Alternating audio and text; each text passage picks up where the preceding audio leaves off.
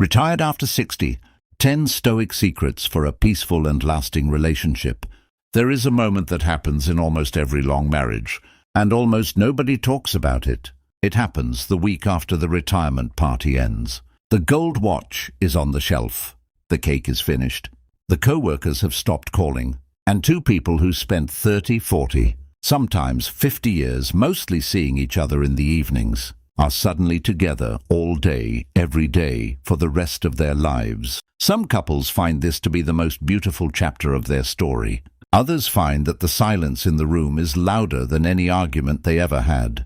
The difference between these two outcomes is almost never luck. It is not really about how much money is in the retirement account, or how healthy either person is, or even how much they loved each other in their 30s. The difference comes down to something far older than modern marriage counseling. It comes down to a set of ideas developed 2,000 years ago by men who buried children, who were exiled from their homes, who watched empires rise and collapse, and who still found a way to write, calmly, about how to live well with another human being until the very end. Stay with me for the next half hour, because by the end of this video, you will understand 10 Stoic secrets that can transform a retirement that feels like drifting apart into a retirement that feels like coming home. And I promise you, secret number 7 is the one that most couples never figure out until it's almost too late. Welcome to Wisdom of the Stoics, the home for those seeking timeless wisdom to build a life of purpose, virtue, and inner peace. Our channel is dedicated to helping you apply the ancient philosophy of Stoicism to modern life, drawing on the teachings of Marcus Aurelius, Epictetus, Seneca, and the great Stoic thinkers who came before us. Ancient wisdom for the modern mind. If you are new here, consider hitting that subscribe button, because we release videos just like this one designed to help you live with more clarity, more resilience, and more peace, no matter what season of life you find yourself in. Now let's begin. Let me introduce you to 3 people, because their stories are going to walk beside us through every secret in this video. Eleanor is 63. She spent 31 years teaching high school chemistry, and 11 months ago she retired. Her husband, a quiet man named Robert, retired 2 years before her from his job as an electrician. For the first 10 months, Elena thought retirement would feel like the vacation she used to dream about during grading season. Instead, she found herself sitting across the breakfast table from a man she suddenly wasn't sure she knew anymore, not because he had changed, but because for 30 years their relationship had been built around brief windows of time. Dinners, weekends, the rhythm of a school calendar. Now there was no calendar. There was only time, an enormous, unstructured ocean of it, and neither of them had a map. James is 67. He is a widower who remarried 4 years ago to a woman named Carol, also in her 60s. Their story is one of second chances. But James will be the first to tell you that a second marriage in your 60s comes with its own particular weight. Old grief that surfaces at unexpected moments. Grown children who are still adjusting a different rhythm than the one either of them knew in their first marriages. James found in Stoicism something he did not expect. Not a way to suppress his grief for his first wife, but a way to hold it honestly while still building something real with Carol. And then there is Marco. Marco is 71, married to Angela for 44 years. Of the 3, Marco and Angela have weathered the most storms. 2 recessions, a house fire, the loss of a son, and yet Marco insists, with a kind of stubborn conviction, that the last decade of his marriage, the retirement decade, has been the best one. Not because life got easier, it didn't, but because somewhere along the way, Marco learned to apply an old philosophy to a very new kind of togetherness. These 3 stories are going to return throughout this video, because Stoicism was never meant to be an abstract exercise. It was meant to be lived in kitchens, in arguments, in long silences on a porch. So let's begin with the very first secret, one that Epictetus himself built his entire philosophy around. Secret number 1, master the dichotomy of control. Nearly 2,000 years ago, a former slave named Epictetus opened his teachings with a single radical idea. Some things are up to us, and some things are not up to us. Our judgments, our desires, our reactions, these are up to us. Our partner's moods, their past, their health, their habits formed over 60 years, these are not up to us. This sounds simple. It is not simple to live. When Elena's husband Robert retired, he brought home a particular habit that drove her quietly insane. He would sit in his recliner from 4 in the afternoon until dinner, watching the news, saying almost nothing. For 30 years, Elena had only witnessed this behavior in small doses, an hour here, an evening there. Now it filled entire afternoons, and she began to resent it deeply. She found herself trying again and again to fix it. She would suggest hobbies. She would drop hints about volunteering. She would sigh loudly while walking past the television. None of it worked, and worse, it made her miserable, because she was pouring her energy into something entirely outside her control. Another adult human being's temperament, formed over 67 years of life. It was her daughter, oddly enough, who first mentioned Stoicism to her after finding one of our videos. Elena read Epictetus for the first time that winter, and one particular line stopped her cold. He wrote that we suffer not from events themselves, but from our judgments about those events. Robert sitting in a recliner was simply an event. Her suffering came entirely from her judgment that this event meant something was wrong, that it meant he didn't love her enough to change, that it meant their retirement was failing. She began slowly to separate the two. Robert's recliner habit, not up to her. Her own reaction, her own choice about how to spend her afternoons. Whether to sit with him in comfortable silence, read her own book nearby, or go for a walk alone, entirely up to her. The moment she stopped trying to control Robert's temperament and started taking full ownership of her own afternoons, something shifted. The resentment didn't vanish overnight, but the daily friction dropped dramatically, because she was no longer fighting a battle she could never win. Marcus Aurelius, the philosopher-emperor, wrote something similar to himself in his private journal, the collection we now call Meditations. He reminded himself again and again that other people's actions are not his to command. Only his own mind is truly his own. If an emperor who commanded legions had to remind himself daily that he could not control other people, what chance do the rest of us have without practicing the same discipline? Here is a practical way to apply this today, in your own relationship, regardless of your age. Take one recurring source of friction, something small, a habit, a tone of voice, a way of loading the dishwasher. Ask yourself honestly, is this actually within my control to change? If it is not, your task is not to fix your partner. Your task is to master your own judgment about it. This single shift, more than any other piece of advice in this video, has the power to quiet decades of low-grade marital tension.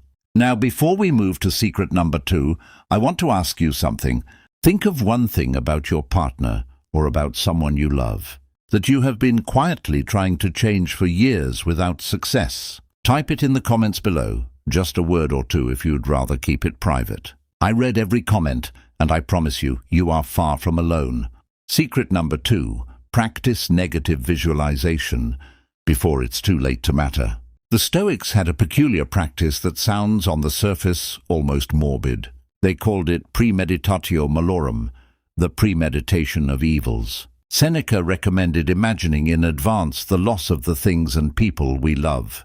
Not to become pessimistic, not to live in fear, but to strip away the fog of familiarity that makes us take our closest relationships for granted. James understood this practice more intimately than most, because he had lived through the actual loss, not the imagined one.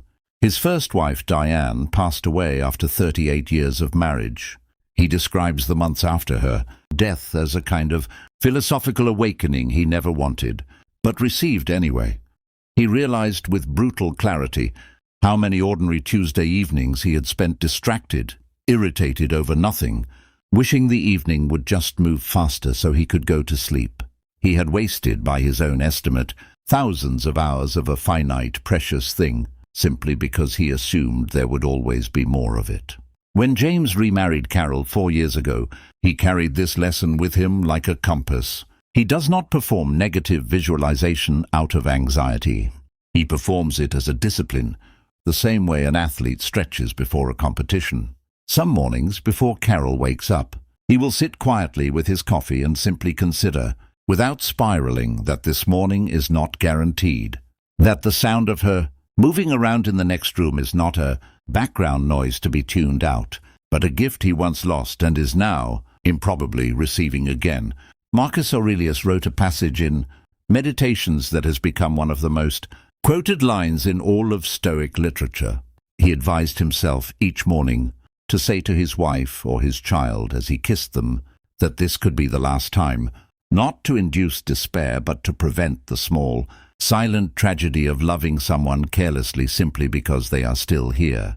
For couples in their 60s and 70s, this practice carries a weight that younger couples simply cannot access in the same way. Death is no longer an abstract concept discussed at funerals for distant relatives. It is a realistic horizon, sometimes decades away, sometimes not. Rather than avoiding this truth, the Stoics ask us to look directly at it and let that clarity transform the way we treat the person across the table from us tonight. Try this exercise this evening. Before bed, spend 60 seconds imagining, honestly and without flinching, a day without your partner in it. Then open your eyes, look at them, really look, and notice how the ordinary moment of them brushing their teeth or turning off a lamp suddenly feels different. This is not about fear. This is about presence. Secret number 3. Let go of the story that you are owed anything. One of the most quietly destructive beliefs in long relationships is the sense of being owed something. I did this for you for 30 years, so you owe me that. I sacrificed my career, so you owe me this. I supported you through your worst decade, so you owe me gratitude, attention, deference.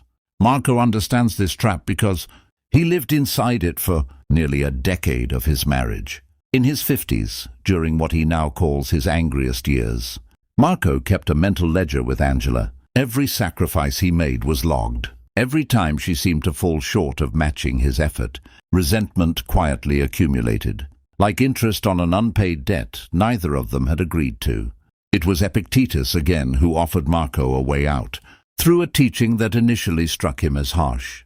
Epictetus taught that we should treat our relationships, even our marriages, the way we treat a dinner party. If a dish is passed to you, take your fair portion and let it move on. Do not grab, do not demand more than what is offered, and do not resent the host for not giving you everything you believe you deserve. Applied to marriage, this teaching does not mean tolerating mistreatment or abandoning healthy boundaries. It means releasing the exhausting, silent accounting system so many long-term couples run in the backgrounds of their minds. Marco describes the shift like this. For years he measured his marriage by what he was owed. Somewhere around his 63rd birthday, he began instead measuring it by what he was given freely, imperfectly, by an imperfect woman who was also doing her best. This reframe changed something concrete in his daily behavior. He stopped keeping score of who did the dishes more often. He stopped mentally cataloging Angela's forgotten promises from decades earlier and bringing them up during arguments about entirely unrelated topics. The ledger, once closed, stopped generating new debts to resent. If you find yourself in an argument with your partner and a decade-old grievance suddenly surfaces, that is often a sign the ledger is still open. Consider today closing one entry in it. Not because your partner necessarily deserves forgiveness in some cosmic sense, but because you deserve to be free of carrying it. Secret number 4. Your partner's flaws are not obstacles to your peace. They are the material for your virtue. This next teaching comes directly from Marcus Aurelius, and it may be the single most transformative reframe in all of Stoic philosophy applied to relationships. In Meditations, Marcus repeatedly reminds himself that he will encounter difficult, ungrateful, arrogant, and dishonest people throughout his day, and rather than being surprised or outraged by this, he should expect it, and use these encounters as opportunities to practice patience, understanding, and self-control. Elena found this teaching almost offensive the first time she encountered it. Robert's habit of interrupting her mid-sentence, something he had done for 3 decades, was not, she felt, an opportunity for her personal growth. It was simply annoying. But she kept reading, and she encountered a deeper layer of the idea. The Stoics were not asking her to pretend the interruption was good. They were asking her to notice that the interruption itself was neutral, an external event, and what mattered was the virtue she chose to bring to her response. Here is the practical shift. Instead of viewing Robert's flaw as an obstacle standing between her and a peaceful retirement, she began viewing it as the actual terrain on which her peace would be built. A calm sea, the Stoics remind us, never made a skilled sailor. If Robert had been a perfectly patient listener for 40 years, Elena would never have had the opportunity to develop the patience she now possesses. Patience that, incidentally, has made her a calmer grandmother, a more understanding friend, a steadier presence in every part of her life. This does not mean tolerating genuine mistreatment. Stoicism was never a philosophy of doormats. Marcus Aurelius ruled an empire. He was not passive, but there is a profound difference between addressing a boundary that has been crossed and being perpetually outraged by the ordinary, forgivable imperfections of the person you chose to spend your life with. Nobody arrives at 60 or 70 without flaws, sanded into their personality by decades of living.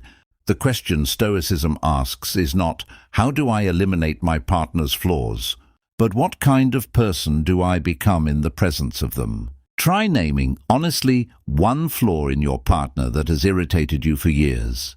Now ask, what virtue could I specifically practice the next time it happens, instead of my usual reaction? Patience, humor, simple silence. Write it down if it helps. The flaw isn't going anywhere, but your response to it is entirely, completely yours to shape. Before we continue to secret number 5, I want to remind you, if this video is resonating with you, a simple thumbs up genuinely helps this message reach other couples navigating this exact season of life. And if you know someone who just retired or is about to, consider sending this video their way. Sometimes the right words at the right moment change an entire decade. Secret number 5, speak less and mean more of what you say. The Stoics placed enormous value on disciplined speech. Epictetus taught his students that nature gave us 2 ears and 1 mouth, so that we might listen twice as much as we speak. This teaching becomes especially critical in retirement, when couples suddenly find themselves in each other's company for hours that used to belong to co-workers, commutes, and separate errands. Carol, James's wife, made an observation early in their marriage that James still thinks about often.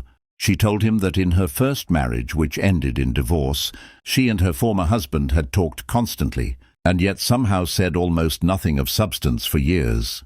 Conversation had become filler, a way to occupy silence, rather than a way to truly connect.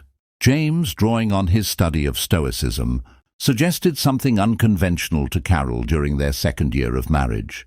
What if, instead of narrating every passing thought throughout the day, they practiced a kind of intentional restraint, saving their words for what actually mattered? Not coldness, not withdrawal, but a deliberate honoring of speech, the way you might save a good bottle of wine for an occasion worth marking. This does not mean silence for its own sake. It means noticing the difference between speaking to fill space and speaking to genuinely connect. Marcus Aurelius warned against becoming, in his words, a person whose words have grown cheap through overuse. In a long retirement, where the hours are abundant and the temptation to narrate every small frustration is constant, this discipline becomes a genuine act of respect toward your partner. Not every irritation needs to be voiced. Not every opinion needs to be shared in the moment it occurs. Some thoughts, examined honestly, reveal themselves to be passing weather, not permanent truths worth speaking aloud. James and Carol now have what they jokingly call a 24-hour rule for minor grievances. If something bothers one of them, and it is genuinely small, they wait a day before mentioning it. More often than not, the irritation dissolves on its own, revealed as the passing cloud it always was. What remains, the grievances that survive the 24 hours, those are worth discussing honestly and directly. This single practice has dramatically reduced the daily friction in their home, while somehow deepening rather than diminishing their actual conversations. Secret number 6. Amor Fati, love your fate, including the fate of growing old together. There is a Stoic concept, most closely associated with the philosophy's later interpreters, known as Amor Fati, the love of one's fate. It does not mean passive resignation. It means the active, deliberate choice to embrace what has happened and what is happening rather than constantly wishing for a different reality. Marco's understanding of this idea was forged in fire, quite literally. 14 years ago, Marco and Angela lost a significant portion of their home to an electrical fire. In the aftermath, Marco noticed two very different reactions available to him. He could spend his remaining years mourning the version of retirement he had once imagined, the one without insurance paperwork and temporary housing and the slow, expensive rebuild of a family home. Or he could accept fully and without bitterness that this was now simply his story, and ask what a good life looked like from this particular starting point, rather than the one he had originally planned. He chose the second path, and he describes it as one of the defining decisions of his life.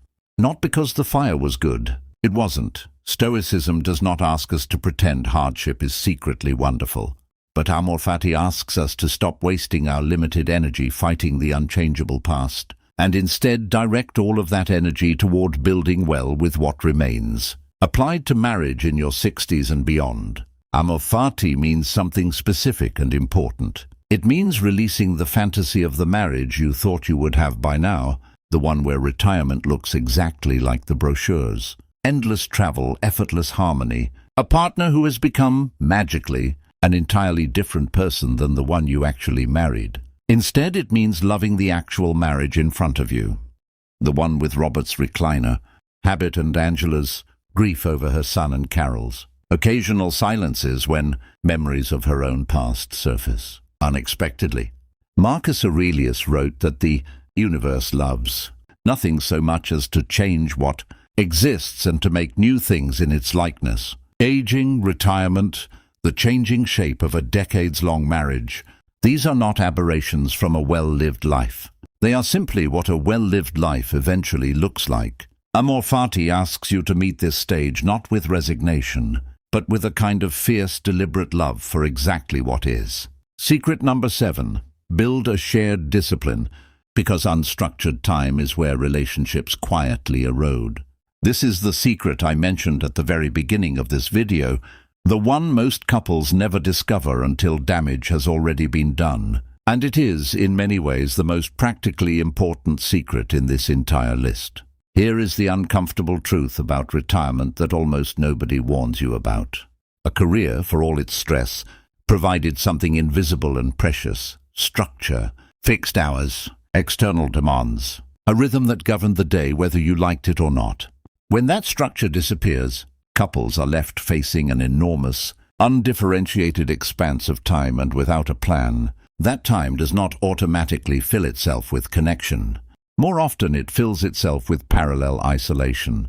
Two people in the same house, each quietly retreating into their own separate routines. Television, phone, garden, garage, until years pass and they realize they have become, in Elena's words, polite roommates rather than partners.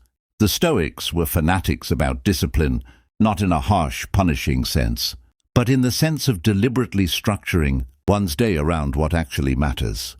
Marcus Aurelius, despite ruling an empire, maintained a rigorous personal schedule, journaling every single morning, examining his conduct every single evening. This was not rigidity for its own sake. It was the recognition that a life without intentional structure drifts, and drifting rarely drifts toward virtue. Elena and Robert eventually solved their afternoon silence problem not by having a single dramatic conversation, but by building a small, shared discipline into their week. Every Tuesday and Thursday afternoon, the exact hours Robert used to disappear into his recliner, they now take a walk together, rain or shine, through the same park near their home. It is not a grand gesture. It is not therapy.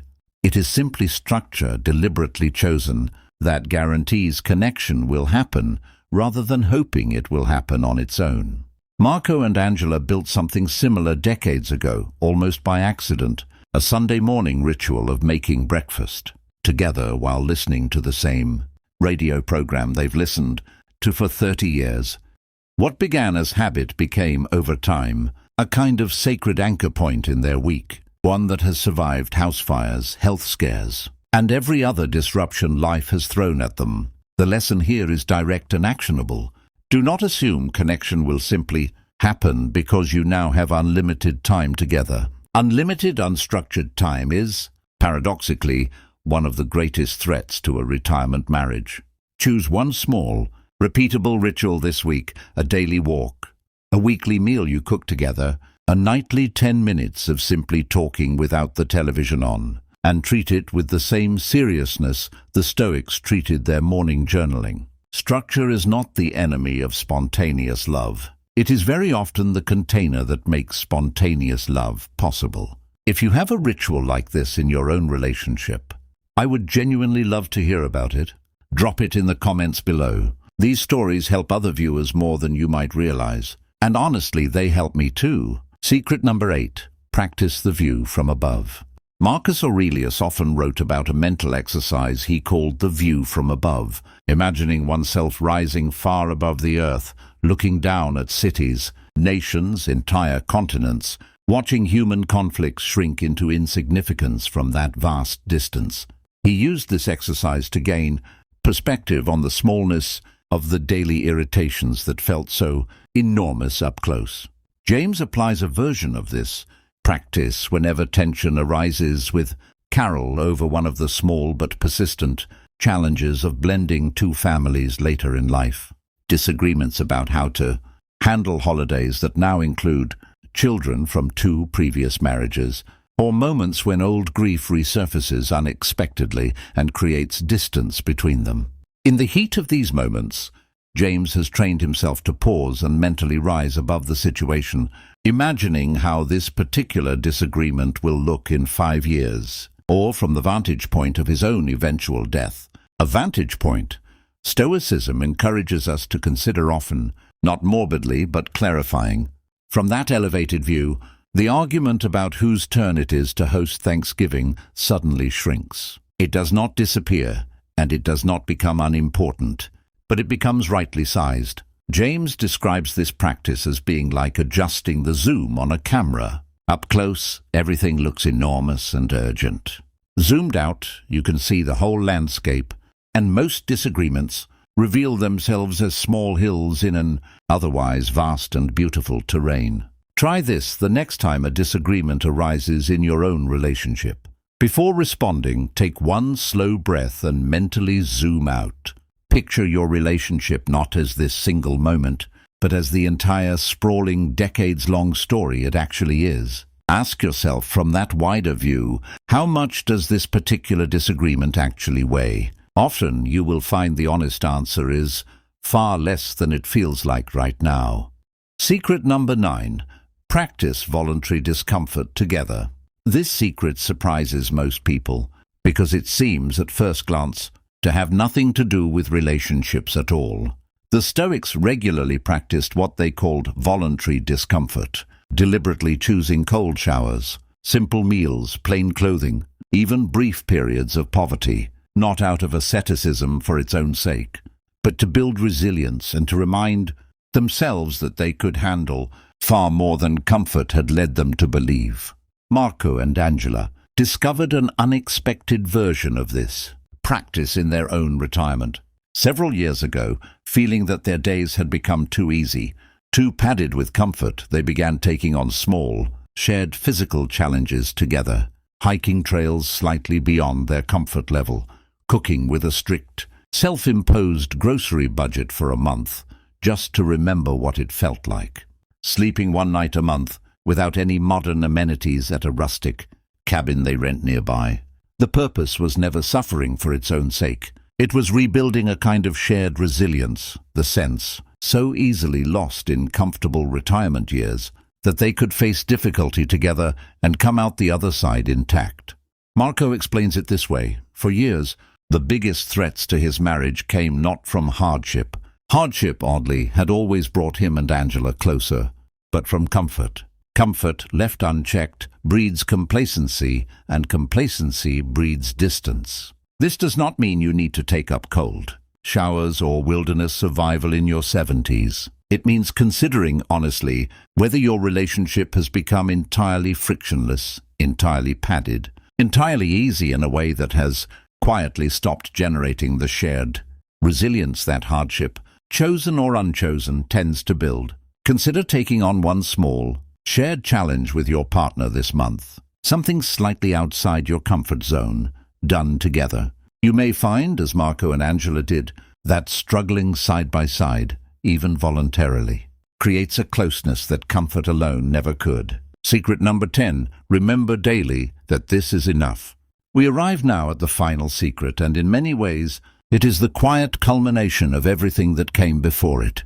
The Stoics taught a concept sometimes translated as contentment, though the deeper meaning runs closer to sufficiency. The recognition that what you already have, examined honestly and without the distortion of comparison, is genuinely enough. Seneca wrote extensively about the poverty of the wealthy man who always believes he needs just a little more to finally be satisfied. This same trap catches retired couples constantly, though it wears a different disguise. It is the belief that the marriage would finally be enough. If only the health scares would stop. If only the grandchildren visited more often. If only retirement looked more like the vacation photos other couples post online. Elena describes a particular evening, roughly 8 months into practicing these Stoic principles, when this final teaching finally landed for her. She was sitting with Robert on their porch. No dramatic conversation happening, no grand romantic gesture, just two older people sitting quietly as the evening cooled. The same kind of ordinary evening they had shared hundreds of times before. And for the first time in a long while, instead of measuring this evening against some imagined, more exciting version of retirement, she simply noticed, this is enough. This particular man, this particular porch, this particular quiet. Enough. This is not resignation. This is not settling. It is the hard-won recognition, arrived at only after genuinely practicing the 9 secrets before it, that a good life and a good marriage were never about accumulating more excitement, more travel, more dramatic romance. They were about paying full, undivided attention to what is actually already here. Marcus Aurelius closed many of his private reflections with variations of this same idea, that the present moment, examined honestly, is really all any of us ever have, and that a life well spent is simply a series of present moments met with full attention and genuine gratitude. Applied to a decades-long marriage entering its final, often quietest chapters, this becomes perhaps the most important secret of all. Not the search for a better marriage somewhere else, in some imagined future, but the daily disciplined choice to see the marriage you already have, fully, honestly, and with grateful eyes. So let's bring these 10 secrets together, because Elena, James, and Marco's stories were never really separate stories. They were 3 versions of the same journey. The journey every couple eventually faces if they are fortunate enough to grow old together. Master what you can control and release what you cannot. Look honestly at loss, so you stop taking presents for granted. Close the ledger of what you believe you're owed. Let your partner's flaws become the training ground for your own virtue. Speak less and mean more. Love your actual fate, not the fantasy you once imagined. Build structure into unstructured days. Rise above the small disagreements to see the larger, more beautiful shape of your story. Choose shared discomfort over passive comfort. And finally, recognize again and again that what you already have is enough. Robert never became a different man.